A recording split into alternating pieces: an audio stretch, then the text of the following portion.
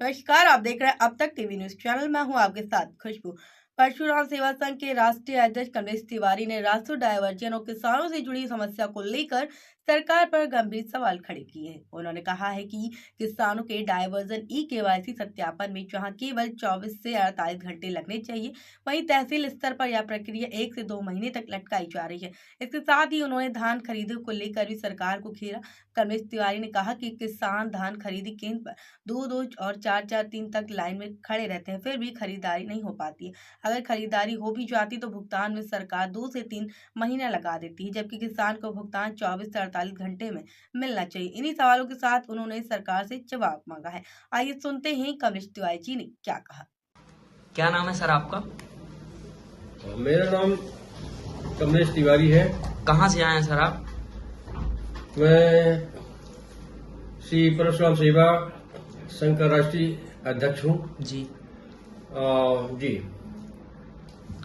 किस विषय में आज आप बोलना चाहते हैं सर? आज मेरा मुख्य लक्ष्य है डायवर्सन के संबंध में जी मैं बोलना चाहता हूँ। और आज की डेट में डायवर्सन की प्रक्रिया इतनी सरल है, इसके बावजूद भी संबंधित हल्का पटवारी और राजस्व अधिकारियों द्वारा बहुत कठिन कर दिया गया है। डायवर्सन की ई-केवाईसी की सत्यापन हेतु माननीय न्यायालय तहसीलदार महोदय के यहाँ ऑनलाइन भेजा जाता है। ई-केवाईसी के सत्यापन हेतु महीनों से 2 महीने तक लग रहा है, जिससे आज इतनी ज्यादा किसान भाई, आम पब्लिक इतना परेशान हो रही है कि एक साधारण डायवर्सन शुल्क जमा होने में ये परेशानी है। आज देखा जाए तो सरकार ने ये निश्चित कर दिया है कि सन 2007 से डायवर्सन रजिस्ट्रियों में अनिवार्य हो गया है। जब तक किसी संपत्ति का डायवर्सन नहीं होगा तब तक रजिस्ट्री का पंजीयन नहीं होगा, ये बायलाज में है। हम माननीय तहसीलदार महोदय जी से ये कहना चाहता हूं कि क्यों नहीं हो रहा, ई-केवाईसी में इतना समय क्यों लग रहा है? क्या आपके कर्मचारी आपकी बात नहीं सुनते हैं? क्या आप सक्षम अधिकारी नहीं हैं? इससे क्या हो रहा कि दिनों दिन राजस्व की कमी हो रही, क्षति हो रही है। करोड़ों का राजस्व आप के संबंधित अधिकारियों द्वारा हनन हो रहा है। नहीं, इस विषय में तो अभी प्रदेश सरकार के द्वारा नई गाइडलाइंस भी जारी की गई है। जी हाँ, प्रदेश सरकार द्वारा ये गाइडलाइन जारी हुई है कि रजिस्ट्री का ये नामांतरण अपने आप हो जाए। ऐसा नहीं है।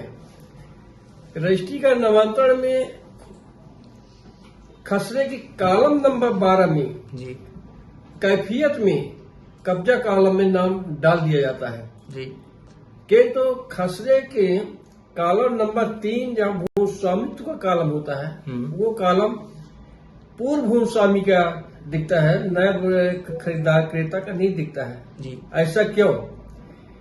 ऐसा इसलिए किया जा रहा है कि संबंधित अधिकारी भ्रष्टाचार कहाँ से कर पाएंगे, किसानों को कहाँ से लूट पाएंगे, कैसे पैसे पटवारी कमाएगा। इसलिए ये जो है पोर्टल को जो है गुमराह किया जा रहा है। किसानों का शोषण हो रहा है, आम जनता का शोषण हो रहा है। और यहाँ बैठे बीजेपी सरकार के लोग जो है बढ़िया मलाई छान रहे हैं। तो सरकार को तो कहना है कि इस मतलब जो अभी नई चीजें बनाई गई है, इससे मतलब लोगों को और ज्यादा मतलब जो समस्या होती थी वो नहीं होगी और आसानी से उनके काम होंगे। ये तो सरकार केवल हवाई में चल रहा। अभी तक सरकार द्वारा किसी प्रकार का लिखित आदेश किसी भी कार्यालय न्यायालय में नहीं है, न तो तहसीलदार न्यायालय में है, न तो कलेक्टर कार्यालय में है कि रजिस्ट्री का नामांतरण अपने आप किया जाए, इतने दिवस के अंदर किया जाता, तो समय निश्चित किया गया है और न जो है किया जा रहा।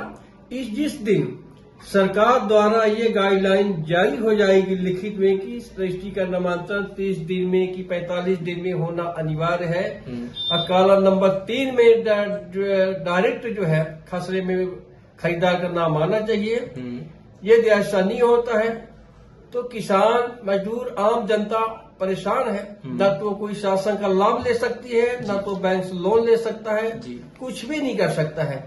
यहाँ तक पूर्व विक्रेता पुनः जमीन को बेच सकता है, पूरा एग्रीमेंट कर सकता है। जब भू स्वामित्व हो जाएगा खरीद लेने वाले व्यक्ति, तो ये समस्याएं दूर हो जाएगी। तो हम तो माननीय तहसीलदार महोदय से निवेदन करूंगा कि समस्त जनता की समस्या को देखते हुए तत्काल जो संबंधित पटवारी कर्मचारियों पर एक्शन ले और समय पर जो है नामांतरण होना चाहिए, और 48 से 72 घंटे के अंदर KYC डायवर्सन का सत्यापित होना चाहिए।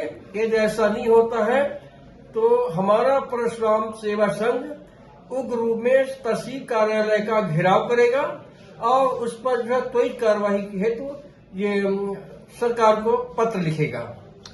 अच्छा, मैं आपसे ये जानना चाहूंगा, इस समय किसान खरीदी को धान खरीदी को लेके किसान मतलब परेशान हो रहे हैं, इस विषय में आप क्या बोलना चाहेंगे? बिल्कुल सही बात। किसान इतना मेहनत करता है जी, खून पसीना एक करके 4 से 6 महीने वो अपनी फसल तैयार करके जी, और समिति में और अपना धान में खरीदी देता है जी, उसको तौलवा करके बाहर रखा दिया जाता है जी, और उसको जो है कच्ची रसीद दी जाती है जी। यहाँ तक उसका भुगतान जो 24 से 48 घंटा किसान के खाते में पैसा आना चाहिए। जिस तरह सरकार यदि उसकी धान की फसल को ले रहा, खरीद रहा, तो इसमें उधार बाढ़ की क्या बात भाई? हम व्यापारी से कोई सामान खरीदेंगे, जैसे कि कपड़ा है, खादी है, सोना है, चांदी है, तो हमको तो तत्काल भुगतान करना पड़ता है, तब तो वो सामान देता चीजें। तो किसान के साथ क्या अत्याचार किया जा रहा है? किसान का पैसा 24 से 48 घंटे में से अकाउंट में आना चाहिए। जिम्मेदारी संबंधित अधिकारी की है और संबंधित सरकार जो वर्तमान में उसकी जिम्मेदारी है। हवाई में तो सरकार घोषणा करी है, लेकिन संबंधित अधिकारी को लिखित आदेश भेजिए, तब तो वो कार्रवाई करेंगे। यदि ऐसा कोई अधिकारी गलत करता है उसके ऊपर उचित कार्रवाई होना चाहिए और उसको सस्पेंड करना चाहिए। यहाँ देखने में आया है कि 2-2, 3-3 दिन से किसान लाइन में है, रात में भी लाइन में है, इसके बाद भी उनका कोई निराकरण नहीं हो रहा, उनकी धान खरीदी लेट हो रही है।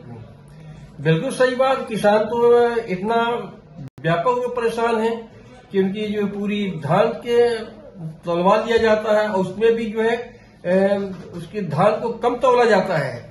जितना किसान धान की बिक्री करता है उतना उसका जो है वजन में भी मार दिया जाता है। तो इस तरह से तो इसका जिम्मेदार कौन है सर? अगर चीजों का वजन मारा जा रहा है, इसका जिम्मेदार कौन है? इसका जिम्मेदार संबंधित अधिकारी है जी। कर्मचारी किसानों को तो बिल दे